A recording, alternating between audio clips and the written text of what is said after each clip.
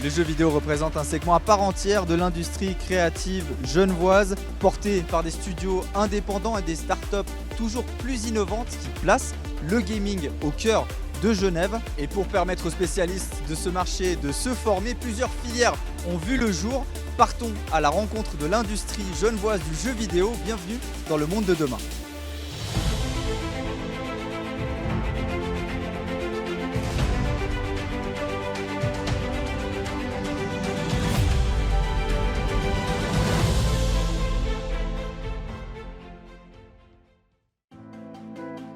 Dans le monde du gaming, une nouvelle formation s'apprête à voir le jour. La Geneva School of Digital Art ouvre ses portes avec des masters au printemps 2026. Et si nous enregistrons cette émission depuis la Cité des Métiers, c'est tout sauf un hasard. Avec nous, Elias Farhan et Pascal Monjovan, responsables innovation pédagogique à la Geneva School of Digital Art. Concrètement, votre école fait la part belle aux jeux vidéo, mais pas que. Quelle autre filière proposez-vous ?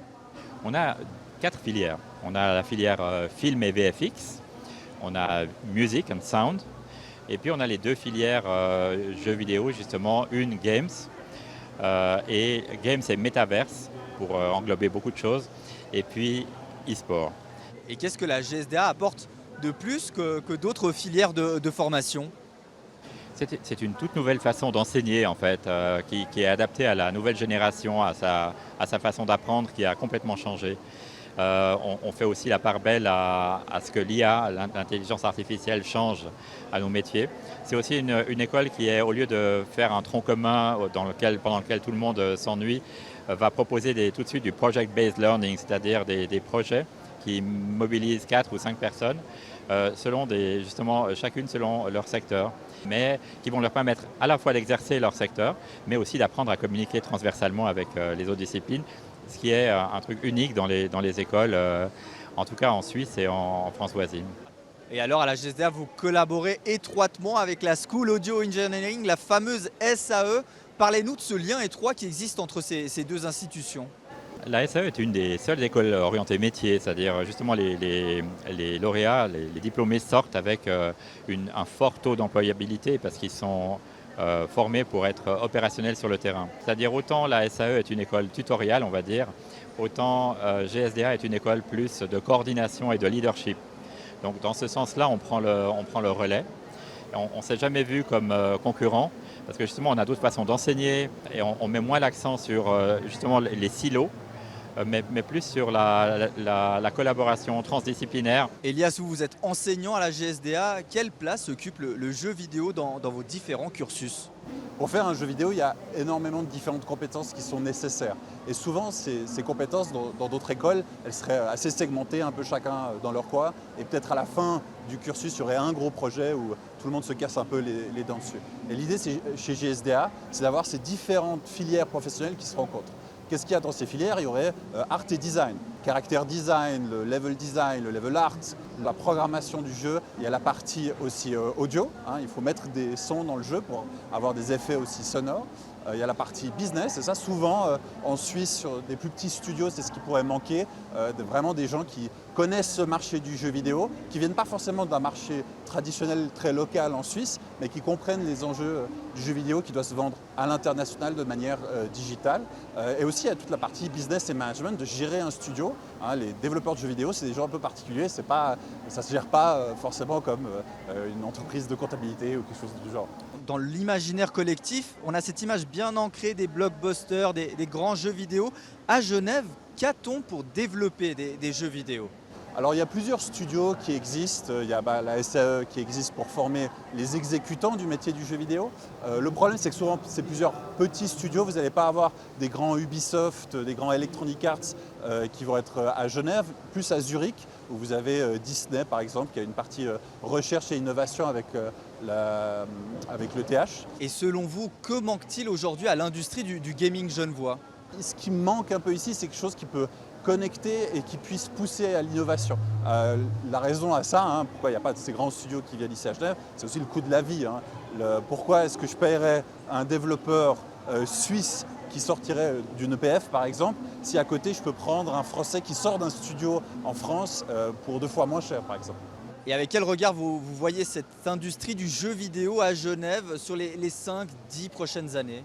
Il y a plusieurs chemins qui sont possibles. Soit on reste un peu sur le status quo, chacun fait un peu dans son coin ses petits trucs. Certains vont rester des développeurs comme un hobby, et d'autres arriveront à en faire leur métier, à interagir localement. Ou il y a l'autre branche où on se réveille, on se dit ok, il faut qu'on réfléchisse comment on fait le marketing à l'international, comment on arrive à avoir des projets de plus en plus gros aussi, plus innovants. Et ça peut donner naissance à plusieurs gros studios. Alors quand je dis gros, je ne parle pas non plus de milliers de personnes, mais si on peut atteindre des centaines de développeurs, quand je dis développeurs, c'est de manière générale, ça peut être un très très grand succès, que ce soit à Genève, en Suisse romande et même en Suisse. Et à Genève, les développeurs, il y en a. Exemple dans les locaux de Pulse, où les idées fusent avec l'équipe de Bestial Games. Ici, l'union fait la force. Un jeu vidéo, en fait, c'est plein de domaines qui sont liés. Donc, l'avantage de notre équipe, c'est qu'on est très complémentaires. À la fois, on travaille un petit peu sur tout, mais certains sont plus spécialisés, que ce soit dans le domaine artistique, que ce soit le domaine plus technique, ou le management, gestion de projet. Donc le jeu vidéo, c'est un petit peu regrouper toutes ces compétences pour essayer de le mettre au service du projet artistique. Le but de cette jeune start-up n'est pas de régater avec la force de frappe financière des blockbusters du gaming de masse, mais de miser sur sa propre créativité. Il y a cette importance de se distinguer des jeux vidéo mainstream, aussi parce qu'on n'a pas forcément les moyens de faire cette course au réalisme du jeu vidéo, plutôt blockbuster. Mais ça nous amène aussi à réfléchir à d'autres manières de rendre le jeu vidéo intéressant, de le rendre plus unique. Le projet phare de Bestial Games devrait sortir en 2027. Il s'approche de la narration du documentaire et mêle 2D et 3D dans une histoire originale. Notre projet, c'est un jeu narratif inspiré des documentaires animaliers. On contrôle différents insectes. Dans cette séquence-là, on joue 7 larves. On aimerait un peu mixer différentes choses, à la fois inspiré des documentaires, mais aussi des côtés qui mettent plus en avant du suspense, des moments plus drôles, des moments plus intenses. Ambitieuse mais prudente, la jeune pousse en est au stade de la pré-production. Les développeurs ne craignent pas de se tromper pour avancer. On tente des choses, on voit si ça marche ou si ça marche pas. En fonction de ça, ça nous donne des nouvelles idées. Est-ce qu'on les garde, est-ce qu'on les garde pas?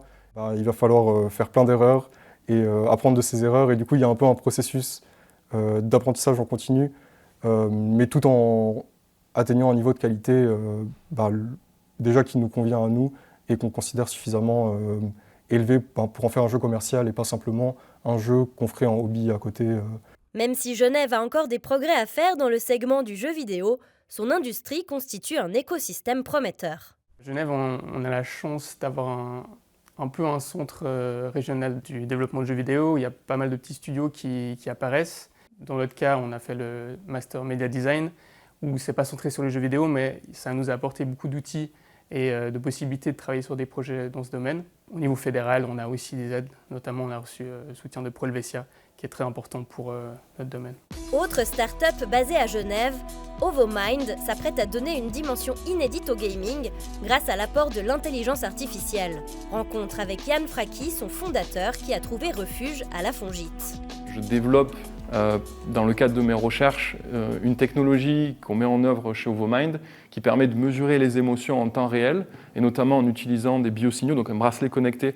J'ai les émotions en temps réel, c'est une dimension qu'il faut appréhender, donc ça demande des compétences de design nouvelles. Ces dernières décennies, le gaming n'a cessé d'être plus réaliste, mais il lui manque encore cet aspect interactif pour pouvoir progresser. Aujourd'hui, l'industrie stagne au niveau innovation en fait. Et ça, on le voit clairement, notamment le film, on se rend compte que c'est que des remasters de remasters. Dans le jeu vidéo, c'est pareil. Si on veut essayer d'être innovant dans le jeu vidéo, finalement, on n'a que la verticale graphique.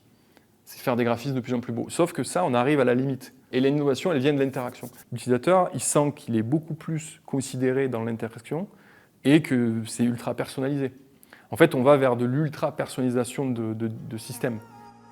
Yann Fracki mise sur une implémentation de sa technologie à travers les appareils connectés du marché. La mission, c'est d'améliorer les interactions machines. Parce qu'aujourd'hui, on a des milliards d'interactions machines dans le monde, le smartphone, la voiture connectée, peu importe. Dès qu'il y a une IA, le jeu vidéo en fait partie. Si le système ne peut pas avoir cette donnée émotionnelle-là, en fait, il ne peut pas agir correctement. Donc, OvoMind, notre but, c'est d'être intégré dans les montres du marché. En fait, avec ça, on pourra utiliser notre technologie de manière plus globale.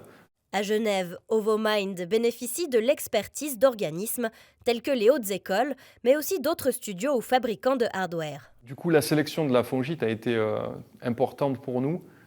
Ça nous a permis d'avoir vraiment une base en Europe rayonnante, assez exposée à l'international du coup. Consciente du pouvoir de l'intelligence collective, la start-up vient de développer le Founders Programme qui fait appel aux expériences et idées extérieures. On a fait ce programme justement pour pousser les studios ou les créateurs d'expériences à venir soumettre leurs idées. C'est encore ouvert jusqu'à fin mars 2026. Donc soumettez vos idées, proposez vos designs et nous, si on aime bien ça, on va vous aider. Encore un peu de patience pour le public qui sera le premier gagnant de cette technologie. En attendant, OvoMind peut se targuer de figurer dans le top 100 des Swiss Startups 2025 et celui des Nikkei Technology.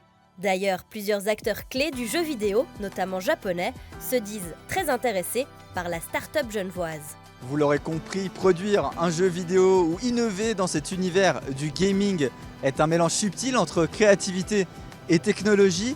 Tous les ingrédients sont réunis à Genève pour assurer l'avenir du jeu vidéo et pourquoi pas devenir une référence dans cette industrie. C'est la fin de ce numéro. Merci de l'avoir suivi. À très bientôt dans le monde de demain.